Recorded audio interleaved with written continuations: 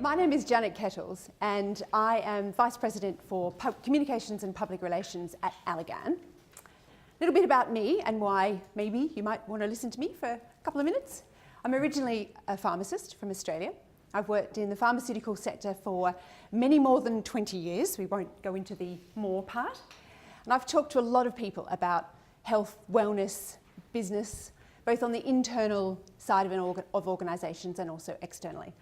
I'm currently working for an organisation called Allergan, probably for most people in the room, better known as the company that makes Botox and some other stuff. And I joined 10 years ago with a job to help the company communicate externally on its aesthetics portfolio. And one little bullet point at the end of my job description said, sort the rest out. And I've been working on sort the rest out for the last 10 years. I also love talking with my team and working with people to do better in the job that they have. And I have loved all of my jobs. And I want people around me to love their jobs too. I think it's a precious commodity to be working with people who enjoy getting up in the morning. And I feel sad for people who don't have that experience. I also you could call it running, but it's probably jogging. And that's a photo of me in Buenos Aires running past some brutalist architecture. I'm a fan of concrete. And as I jog along, I take selfies in front of really ugly looking buildings. So who's Allergan? So aside from making Botox, we make other stuff as well. We have 7 therapy areas that we concentrate on. Pharmaceutical products and medical devices are mostly what we do. We have a lot of R&D investment. We have 17,000 employees around the world.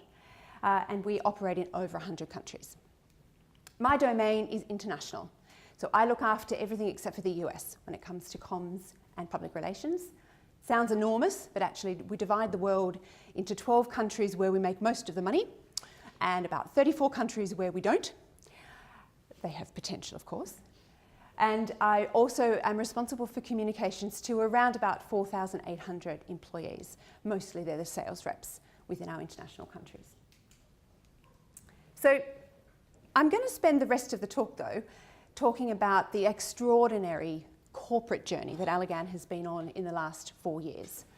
So the organisation started life when I joined as a company that had been pretty much the same for 60 years. In fact, we'd had 3 CEOs in 60 years.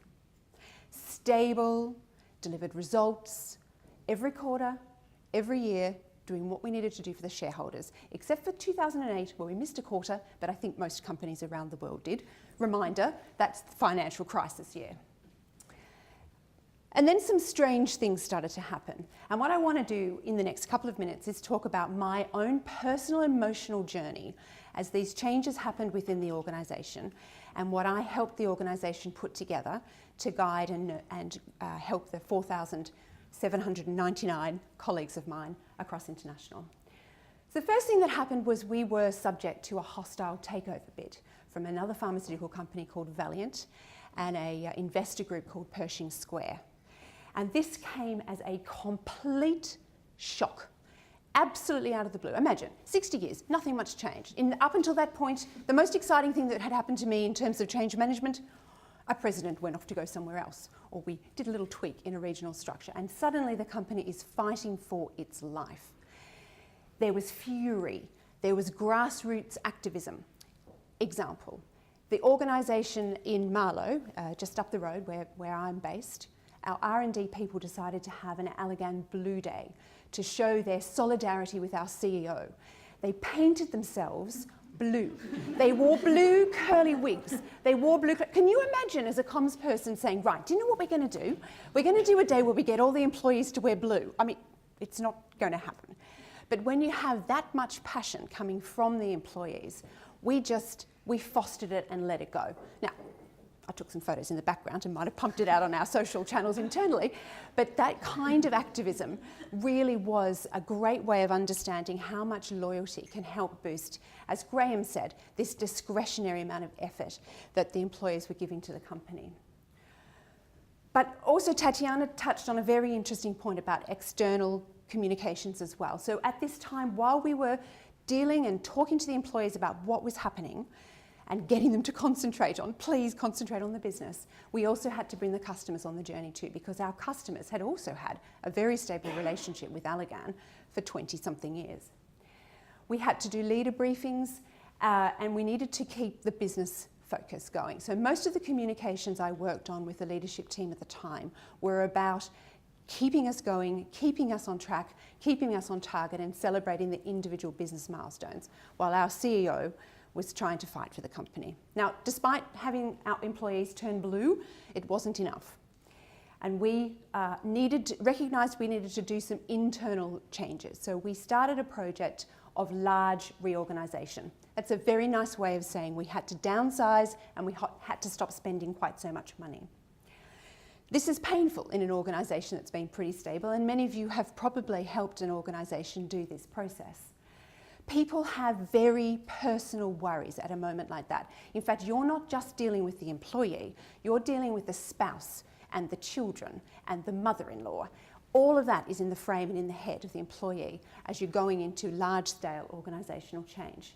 There's also a sense of bereavement and grief as people see colleagues and friends leave the organisation.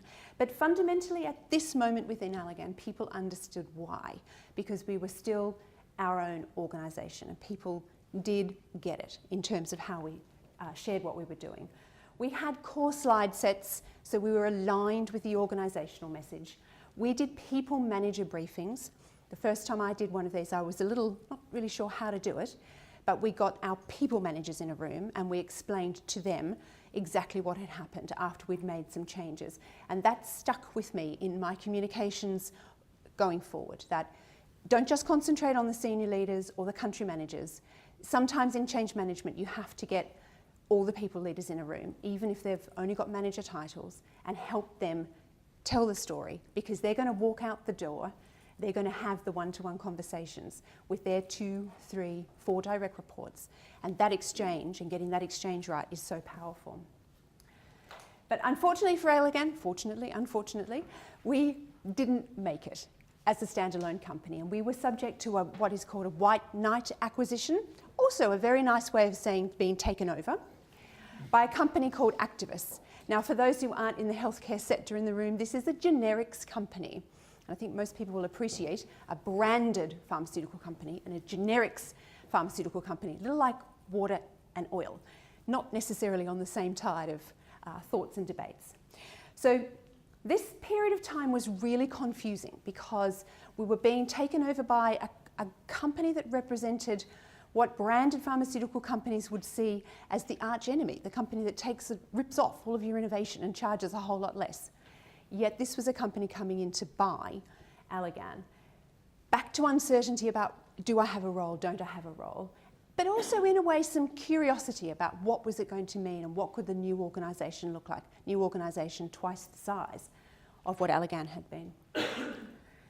In this time we were dictated to in terms of what we were doing. Certainly I was as an Allergan employee, even in terms of managing the change for the company, because we were being acquired.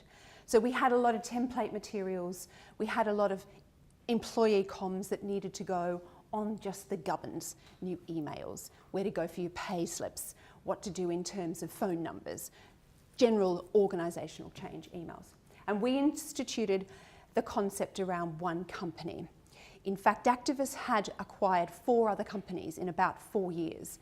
And so this process was extra confusing as we were assimilating and chopping down systems and process in order to become one company. So the one company mantra helped us to have conversations around, let's just drop the baggage at the door about how we used to do things and concentrate on how we want to set the organisation going forward. We rebranded, and confusingly, although the company had been bought, the new company was called Allergan. Pretty logo, though.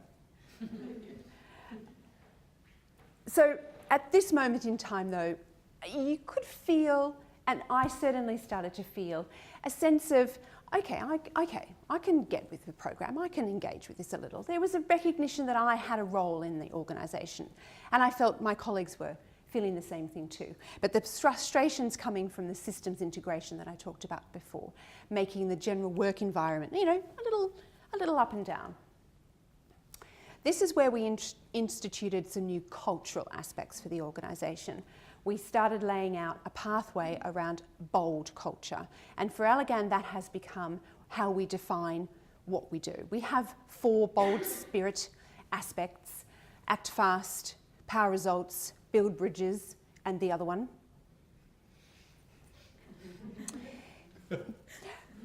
Too many, huh? You only need 3, you don't need 4. And we also instituted programs and learning events to help instill bold culture, well or badly, that enabled employees to trip over the cultural understanding and engage and participate themselves in what bold meant to them and how would bold be articulated in their function or their daily activity or their daily work life. But then a quite large diversion happens. And our CEO and the board decided to sell off the generics part of the business. So imagine that. You've just effectively sold your baby. The company that acquired us was a generics company, and about 9 months later, they sold half of the business, and it was the business that they originally had. So that led to another period of confusion, shock and awe, particularly for the people on the generic side of the business. It was unsettling, and quite candidly, if I'm telling you a secret, I was a bit relieved because it put the organisation back into something I understood.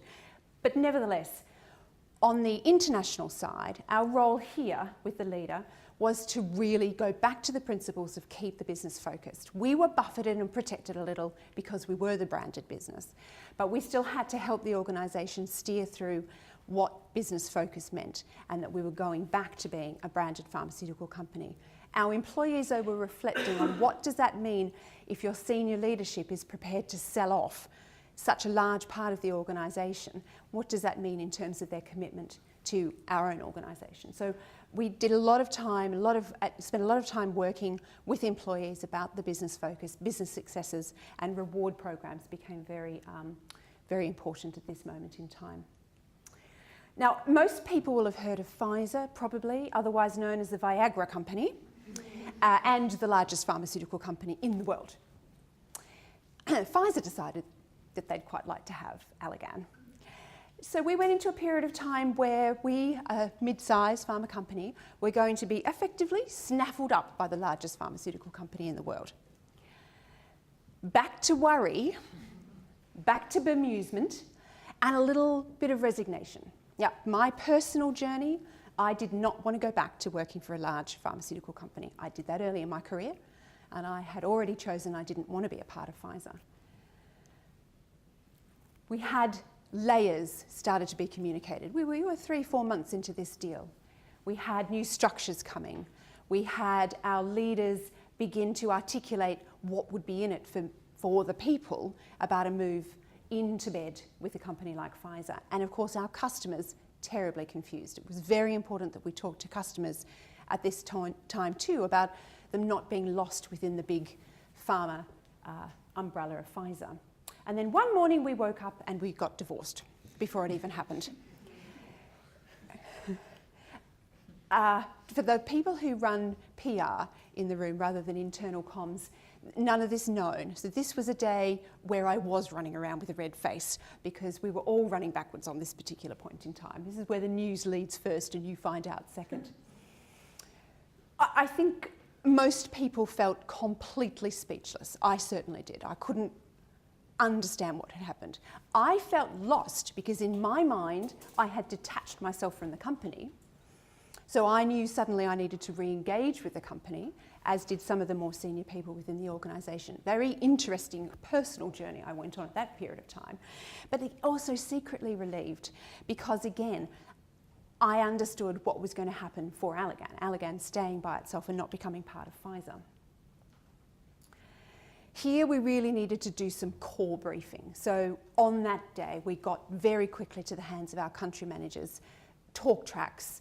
It was one of these instances where if people don't have the material, they start making stuff up and you don't want them to do it at a moment like this. So we got them 2 bullet points that virtually said nothing, but said, please say this. So at least the country managers had some way of articulating to their employees what was going on and what that meant for the business. And then finally, now, after those large twists and turns, a little more normal change, we had a president change within International, and he has changed the leadership team. So organisational change and regional realignment.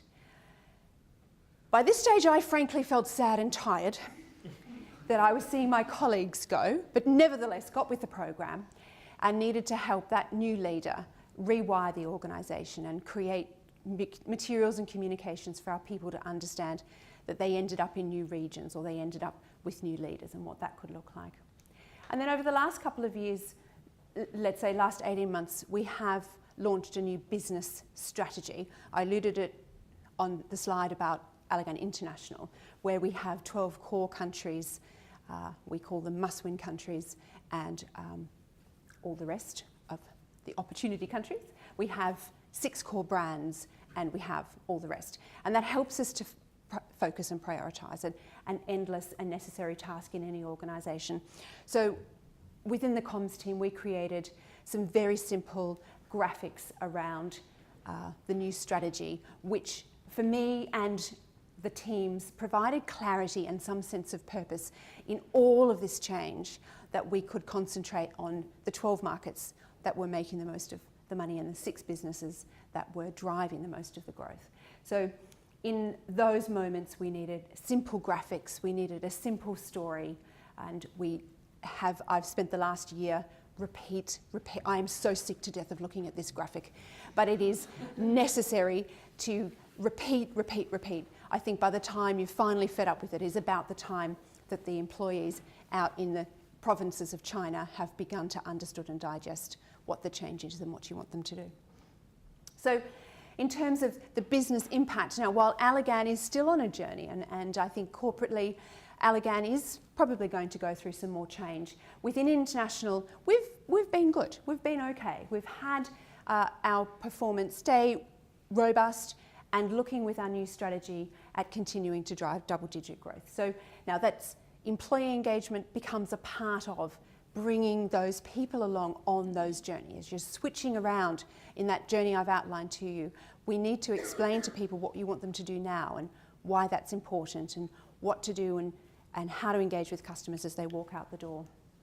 So the things I've learned through that period of corporate change is the importance of authentic communications. It's not possible to make those directional change within the organisation if you don't express how you're personally feeling to staff. And I've seen some of our leaders attempt to explain things to people without talking about their emotions. I think emotions in the business context hugely under-recognised as a way that we engage and we motivate people. The more we can talk about how we're feeling about things, the better our employees understand it's okay. If the leaders feel like that, that's okay that I do too. Bringing the customers with us was also very important. The customer loyalty at Allergan has always been very strong, remains strong, but they needed to understand what was going on with these seismic changes in the business and that they still had value and they were still important to the orientation for the organisation. The setting out of the bold culture and putting lots and lots of events and activities and stories in people's way so that they could trip over them at a moment when they felt like engaging was really critical. So underlying all of those change has been the description of what bold is to Allergan and our bold culture. And that's provided a place for employees to be able to hook in to what we want them to feel about the organisation and the articulation of how we behave. And then finally, I'm also completely sick of saying to people who are in their moment of feeling miserable or tired or stressed, or their husband is on the phone saying, do you know if you've got a job yet? Really concentrating on the things you can control is something that I have said a lot, but it is so true that even for my own moments of worry, to turn around and concentrate on the day job and get back out dealing with the journalists or back out dealing with the patient groups has been the most useful thing. even if I'm sick of writing it in communications from our leaders.